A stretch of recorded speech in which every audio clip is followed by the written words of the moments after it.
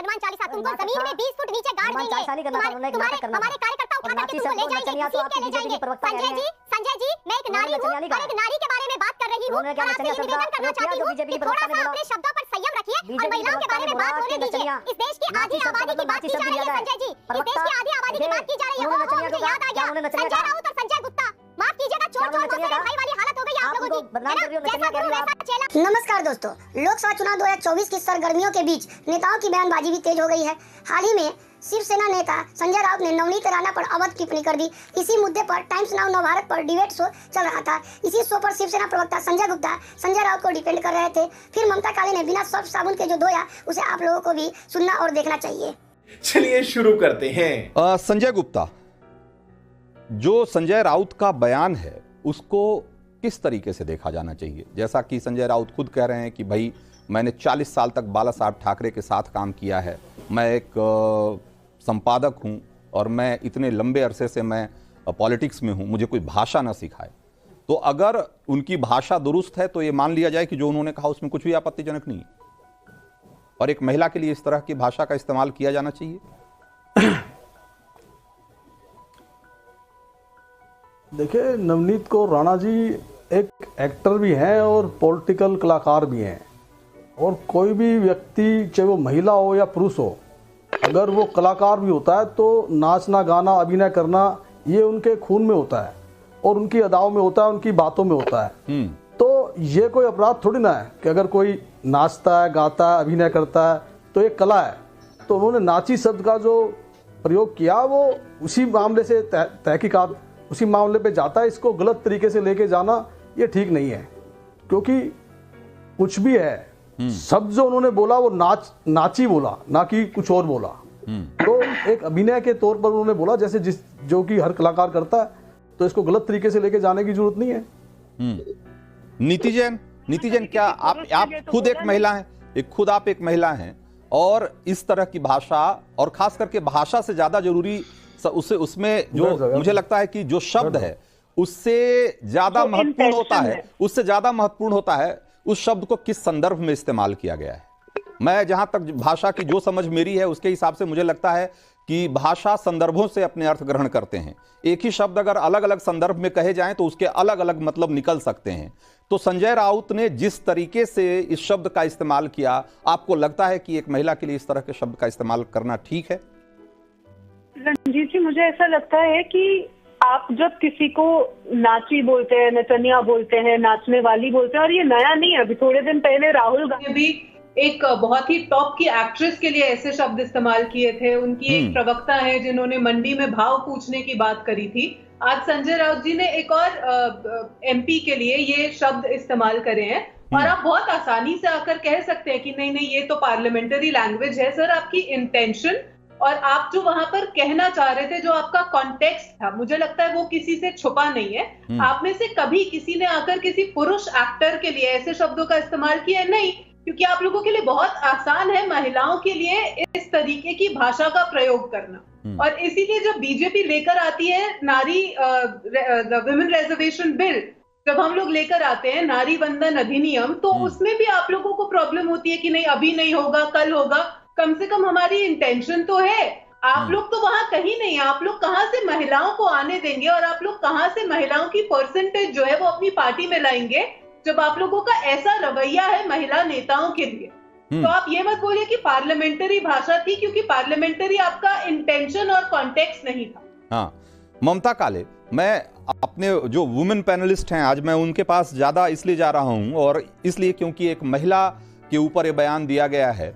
और जैसा कि मैंने पहले भी कहा कि आप किसी शब्द को किन संदर्भों में कहते हैं, किस तरीके से कहते हैं, ये ज्यादा महत्वपूर्ण होता है। एक ही शब्द के अलग अलग मायने, अलग अलग अर्थ हो सकते हैं अगर उसको अलग अलग संदर्भ में कहा गया हो। तो अगर ऐसे देखें तो कह रहे हैं कि नाची शब्द जो उन्होंने कहा वो वैसे कोई अनपार्लियामेंट्री नहीं है, कोई ऐसा अमर्यादित शब्द नहीं है उनके हिसाब से। लेकिन अगर आप देखते हैं कि जिस तरीके से संजय राउत ने कहा, क्या आपको नहीं लगता है कि महिला नेताओं को अपमानित करने या उनको कमतर दिखाने का एक ऐसा तरीका है कि जिसको कि आप कह दें कि भाई ये मर्यादा की सीमा रेखा के भीतर भी है और उसका अपमान भी कर दें? जी रणजीत जी, बहुत बहुत धन्यवाद। मेरा ऐसा मानना है कि बम बंदूक से ज्यादा विचार घातक होता है। तो जिस प्रकार के आपके विचार होते हैं ना, उससे पता चलता है कि आप किस प्रकृति के व्यक्ति हैं, आपकी जो परवरिश है वो किस प्रकार की हुई है। हम उस भारत से आते हैं जहां पे बोला जाता है नारी तू नारायणी, और सिर्फ बोला नहीं जाता है रंजीत जी, इसको हम आत्मसात करते हैं। यत्र नार्यस्तु पूज्यन्ते रमन्ते तत्र देवता भारतवर्ष की पावन संस्कृति है। लेकिन दुर्भाग्यवश जो संजय राउत हैं, जो माननीय सांसद हैं, जो बड़े नेता हैं उद्धव ठाकरे साहब के, जो आज परम श्रद्धेय आदरणीय बाला साहब ठाकरे जी की बात कर रहे थे, जिन्होंने बाला साहब ठाकरे जी की आइडियोलॉजी को भी दरकिनार कर दिया अपनी गंदी और घटिया राजनीति के लिए, कुर्सी की लालसा में। उनका ये इतिहास रहा है बड़बोले वक्ता जी का कि उनको अपनी जुबान पर बिल्कुल भी कंट्रोल नहीं है। शब्दों की गरिमा, भाषा की गरिमा वो जानते ही नहीं है, और महिलाओं को तो वो कुछ समझते ही नहीं है। वो ये भी भूल जाते हैं कि नारी वो शक्ति है, नारी वो ताकत है जो 9 महीने एक बच्चे को अपने पेट में रख करके इस सृष्टि को आगे बढ़ाने का काम करती है। आपको मैं ये भी याद दिला दूं कि नवनीत राणा जी के बारे में आज ही उन्होंने ये बात नहीं बोली है। जब हनुमान चालीसा पढ़ने की बात हुई थी ना, तो उस वक्त इन्होंने जिस प्रकार की शब्दावली का इस्तेमाल किया था, तुम पढ़ के दिखाओ हनुमान चालीसा, तुमको जमीन में 20 फुट नीचे गाड़ देंगे, तुम्हारे हमारे कार्यकर्ता उठा करके तुमको ले जाएंगे, घसीट के ले जाएंगे। संजय जी, मैं एक नारी हूँ और एक नारी के बारे में बात कर रही हूँ, और आपसे ये निवेदन करना चाहती हूँ कि थोड़ा सा अपने शब्दों पर संयम रखिए और महिलाओं के बारे में बात होने दीजिए। इस देश की आधी आबादी की बात की जा रही है संजय जी, इस देश की आधी आबादी की बात की जा रही है। ओहो, मुझे याद आ गया, संजय राउत और संजय गुप्ता, माफ कीजिएगा, चोर चोर मौसेरे भाई वाली हालत हो गई है आप लोगों की, है ना? जैसा गुरु वैसा चेला, तो जैसे वो है वैसे आप भी है ना संजय जी। उनको भी बीच में आकर के आपका अनर्थ करने की आदत है, तो आप तो करेंगे, आप तो बोलेंगे ही। अब देख लीजिए, आप दिख रहा है कि शिव सैनिक को जो कहते हैं वो किस प्रकार से प्रभु शिव का अपमान करते हैं और किस तरीके से एक महिला को बोलने भी नहीं दे रहे हैं। जैसे ही मैंने सच बोलना शुरू करा, आपको तकलीफ क्यों हुई आप मुझे ये बताइए। ममता काले, मैं तो यहाँ तक कह रहा हूँ कि मैं तो ये भी कह रहा हूँ कि ये पहला मौका नहीं है। भले संजय राउत ये कह रहे हैं कि वो एडिटर हैं, वो संपादक हैं, और वो उन्होंने बाला साहब के साथ इतने लंबे समय तक काम किया है, भाषा उनको समझ में आती है और उनको कोई भाषा सिखा नहीं सकता। लेकिन मुझे ठीक से याद है कि कंगना रनौत के लिए उन्होंने जिस तरीके के शब्द का इस्तेमाल किया था, मैं कह भी नहीं सकता हूं यहाँ, और वो हमारे कैमरे पे कैद था, और उन्होंने उसके बाद मतलब उन्होंने इसके लिए माफी मांगना भी जरूरी नहीं समझा। उसके बावजूद वो कहते हैं कि भाषा की मर्यादा उनको कोई ना सिखाए।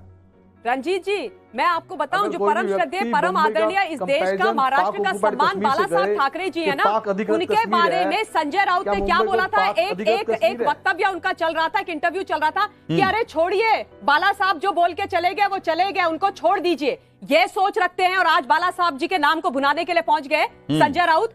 और संजय राउत को यह याद होना चाहिए कि बाला साहब जी की शिक्षा दीक्षा ये नहीं है। बाला साहब जी ने आपको यह नहीं सिखाया था कि सत्ता की लालसा में, लोलुपता में आप उस कांग्रेस और उस एनसीपी के साथ जाकर के खड़े हो जाए जिनके साथ बाला साहब रहना भी नहीं चाहते थे। बाला साहब जी ने क्या बोला था? बाला साहब जी ने बोला था कि सत्ता को त्याग दूंगा पर इन लोगों के साथ खड़ा नहीं होऊंगा। तो ना तो आपके पास उनकी शब्दावली है, ना आज आपके पास उनकी सोच है, ना विचारधारा है, ना विजन है, ना मिशन है। तो परम श्रद्धेय बाला साहब जी को तो आप माफी कीजिए, आप उनके वंशज हो ही नहीं। तो बाला साहब की सियासत से, पॉलिटिक्स से कितने दूर आ चुके हैं शिवसेना, और संजय राउत और उद्धव के नेतृत्व में शिवसेना, ये किसी से छिपी हुई बात नहीं है। ममता काले, मैं एक बार